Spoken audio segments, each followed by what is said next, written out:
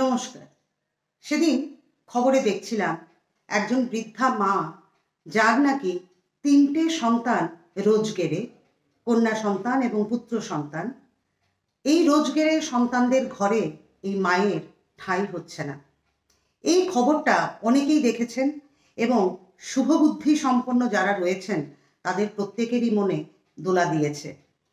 এই খবরটা পড়ার বা দেখার পরে আমি সত্যিই নিজেকে স্থির রাখতে পারিনি এবং আপনি আপ চোখে জল চলে এসছে যে আমরা প্রত্যেকেই যারা এখন এই বয়সে রয়েছি তারা প্রত্যেকেই, আমাদেরও বয়স বাড়বে, কালের নিয়মে, প্রকৃতির নিয়মে আমাদের বয়স বাড়বে। তো এই যে মায়ের ঠাঁই হয়নি, সেটা সম্পর্কেই একটা গল্প আপনাদেরকে বলছি। সেটা অনেক বছর আগে একটা দেশের গল্প। সেই দেশটার নাম আমি নাই বা করলাম। সেই দেশে তখন রাজার আমল ছিল এবং সেই দেশের একটা নিয়ম ছিল, যারাই না ৮০-র ওপরে বয়স হয়ে যাবে তাদেরকে পাহাড়ে ছেড়ে দিয়ে আসা হবে। তো এরকমই একটা সন্তানের তার বাবা ছিলেন। তো বাবার প্রতি তার এত ভালোবাসা, এতটা অ্যাটাচমেন্ট তার বাবার সাথে, তার সবসময় মন কাঁদতো যে বাবারও যখন ৮০ বছর হয়ে যাবে তখন বাবাকেও হয়তো একদিন পাহাড়ে ফেলে দিয়ে আসতে হবে, এবং তার মন কিছুতেই সায় দিচ্ছিল না এই ঘটনায়। তখন তার বাবার যখন প্রকৃতির নিয়মে ৮০ বছর হয়ে গেছে এবং রাজার নির্দেশ অনুযায়ী তার বাবাকেও ছেড়ে আসতে হবে, তখন সে করলো কি, তার বাড়ির পেছনে একটা জায়গায় তার বাবাকে লুকিয়ে রাখলো এবং সে লুকিয়ে লুকিয়ে তার বাবার দেখভাল করছিল যাতে কাক পক্ষীও টের না পায়। তো এরকমই একদিন রাজা ঘোষণা দিলেন যে তিনি তার প্রজাদের বুদ্ধি পরীক্ষা করবেন এবং তখন অনেকেই প্রাসাদের সামনে গেল এবং ওই ছেলেটিও গেল এবং প্রথম দিন রাজা ওদেরকে বললেন যে তোমরা দড়ির ছাই নিয়ে এসো। দড়ির ছাই তো যে কেউ যে কোনো ছাই নিয়ে আসলেই হয়, কিন্তু রাজা যেহেতু বলেছেন দড়ির ছাই নিয়ে এসো, তখন সেটা নিশ্চয়ই ভাববার বিষয়। এবং রাজা সময় দিয়েছেন এবং তিনি ৩ দিন বুদ্ধি পরীক্ষা করবেন এবং ৩ দিনই তিনি আলাদা আলাদাভাবে পুরস্কৃত করবেন। তখন ছেলেটি বাড়িতে এলো। বাড়িতে এসে সে ভাবছে যে কি করে দড়ির ছাই বানাবে সে তখন তার বৃদ্ধ বাবাকে বলল যে বাবা, রাজা আমাকে বলেছেন প্রত্যেককেই বুদ্ধি পরীক্ষা করছেন প্রজাদের, এবং রাজা বলেছেন যে দড়ির ছাই নিয়ে আসতে।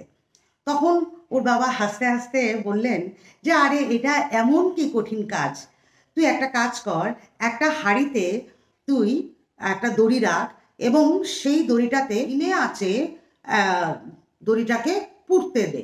তাহলে কি হবে, দড়িটা যখন পুড়তে পুড়তে পুড়তে পুড়তে এটা যখন শেষ হয়ে যাবে তখন এটার ছাই সেই দড়ির আকৃতির মতোই সেই হাঁড়িটাতে থাকবে, তুই সেটাই নিয়ে যাস। এবং আশ্চর্যের বিষয় হচ্ছে কেউই পারেনি, কিন্তু এই ছেলেটা যখন নিয়ে গেল তখন রাজা প্রচণ্ড তারিফ করলেন এবং রাজা বললেন এটাই আমি চাইছিলাম, তোমার তো বাছা যথেষ্ট বুদ্ধি আছে, এবং যথা সময় তাকে পুরস্কৃতও করলেন। এবার দ্বিতীয় বুদ্ধি পরীক্ষা, আবার সবাই রাজপ্রাসাদের সামনে গেল। তখন রাজা বললেন সবাইকে একটা গাছের আগা মাথা কেটে, গোড়া আগা কেটে গাছের ডাল রাজা ওদেরকে দিলেন, দিয়ে বললেন যে তোমাদেরকে এখানে বার করতে হবে কোনটা গোড়া আর কোনটা আগা, এই ডালটার কোনটা আগার দিক আর কোনটা গোড়ার দিক, কিন্তু ডালটা তো কাটা ছিল, ওভাবে তো কেউ বুঝতে পারবে না। এবার এটাও তো সাংঘাতিক কঠিন, অন্যরা ভাবছে যে আমরা তো পারবো না, এবং ওই ছেলেটিও ভাবছে এবার তো আর রক্ষে নেই, এটা সেদিন তো বাবা বুদ্ধিটা দিয়েছিলেন কিন্তু আজকে তো বাবা পারবেন না। যথারীতি ছেলেটা বাড়িতে নিয়ে গেল, নিয়ে যাওয়ার পরে বললো যে বাবা এই ডালটা দিয়েছে, আবার বুদ্ধি পরীক্ষা, একদিনের মধ্যে এটা নিয়ে যেতে হবে, তুমি বলো তো তুমি কি ডালটা দেখে তুমি বুঝতে পারবে যে কোনটা ডালের কোন দিকটা গোড়ার দিক আর কোন দিকটা আগার দিক? তখন বাবা হেসে বললেন আরে এটা তো এমন কোনো ঘটনাই নয়, তুই একটা কাজ কর, একটা পাত্রে জল নে, জল নিয়ে তুই ওই ডালটাকে ওই জলটাতে ছেড়ে দে, এবার যে পোর্শনটা ডোবার চেষ্টা করবে, ডুবতে থাকবে, সেটাই হচ্ছে গোড়া, আর যে পোর্শনটা ভেসে থাকার চেষ্টা করবে সেটাই হচ্ছে আগার দিক।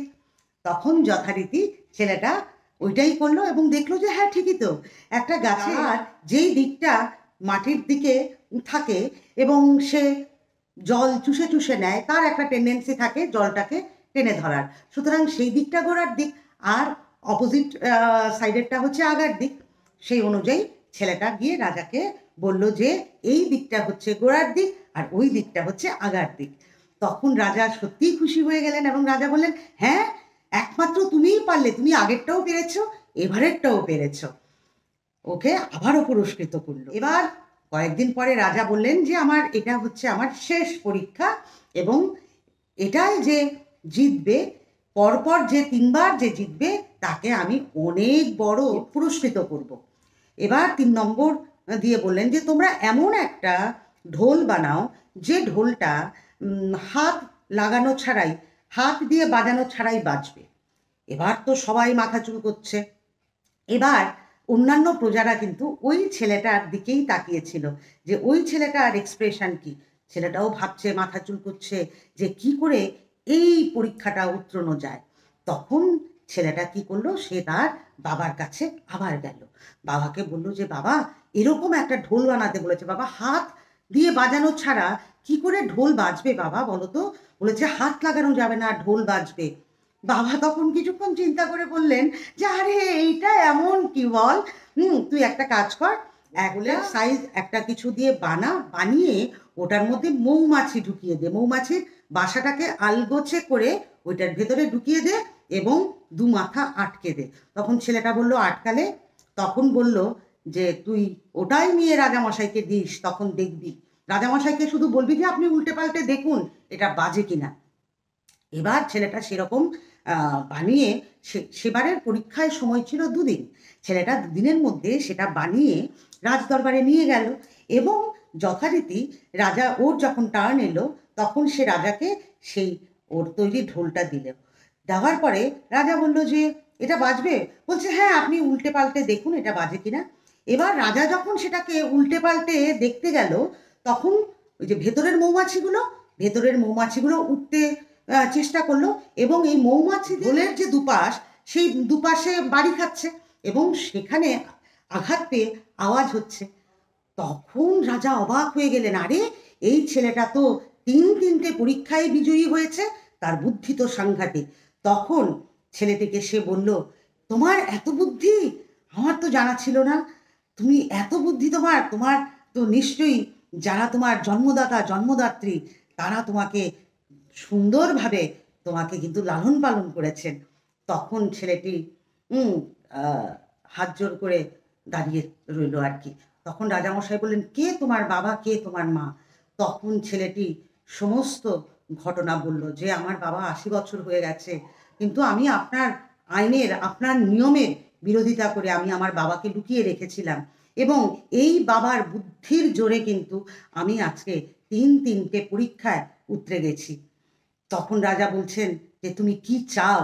হ্যাঁ তুমি এই 3টে পরীক্ষায় তুমি জয়ী হয়েছ, তুমি কি চাও?